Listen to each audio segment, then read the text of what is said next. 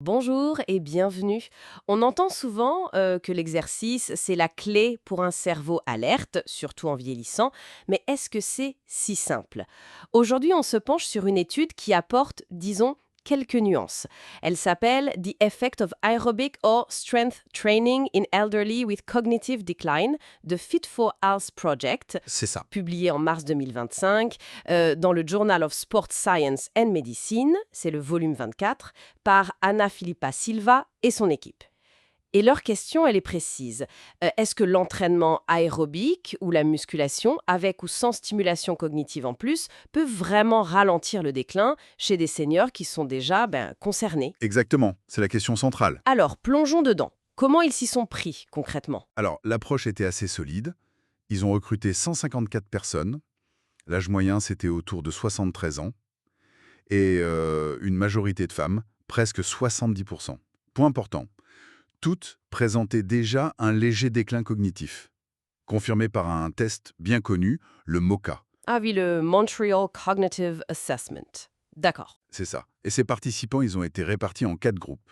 Musculation seule, musculation avec entraînement cognitif, entraînement aérobie seul et aérobie avec entraînement cognitif. 4 approches différentes donc. Oui, et le programme, c'était le même pour tous. Pendant 12 semaines, 3 séances par semaine. Chaque séance durait 60 minutes. D'accord. 12 semaines, 3 fois 60 minutes, c'est un vrai engagement pour les participants. Absolument. Et alors, physiquement, est-ce que ça a porté ses fruits? Ah oui. Et là, les résultats sont très clairs. C'est vraiment un des points forts. Tous les groupes, sans exception, ont montré des améliorations significatives de leurs conditions physiques générales. Ça a été mesuré avec le Senior Fitness Test, qui est une batterie test assez complète. Mhm. On parle de gains sur l'endurance aérobie, le test de marche de 6 minutes par exemple, mais aussi sur la force, la souplesse et même l'agilité et l'équilibre. Impressionnant. Donc, peu importe le type d'exercice, le corps en a bénéficié. Exactement, avec quelques petites spécificités intéressantes. Par exemple, le groupe aérobie seul a, assez curieusement, montré les plus gros progrès en force du haut du corps. Ah bon? C'est pas intuitif ça. Non, en effet. Et le groupe qui combinait musculation et entraînement cognitif, lui, a particulièrement amélioré sa souplesse, tandis que celui avec aérobie et entraînement cognitif a eu les meilleurs gains en endurance. Donc oui, des bénéfices physiques nets, mais avec des nuances selon les groupes. D'accord, très clair. Des résultats physiques vraiment positifs, surtout pour ce public, ce qui nous amène à la question cruciale. Est-ce que ces progrès physiques se sont traduits par une amélioration cognitive? C'était l'objectif principal, non? Et c'est là qu'arrive la grosse surprise de l'étude. Malgré ces bénéfices physiques indéniables, les chercheurs n'ont trouvé aucune amélioration statistiquement significative de la fonction cognitive globale, telle que mesurée par le score MoCA en tout cas, Aucune. Dans aucun des groupes? dans aucun des 4 groupes. Que l'exercice soit aérobie, de la muscu, seul ou combiné avec les jeux cognitifs, le score MoCA moyen, il n'a pas bougé de manière significative sur les 12 semaines. La fameuse valeur P était de 0,242, ce qui confirme l'absence d'effet statistique net. Ça alors? Ouais. C'est assez déroutant. Comment les auteurs expliquent ça? Ce décalage entre les gains physiques évidents et l'absence d'effet sur le MoCA. Oui, c'est vraiment le point qui fait réfléchir. Et ça soulève des questions méthodologiques importantes.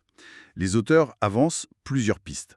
D'abord, l'outil de mesure lui-même, le MoCA.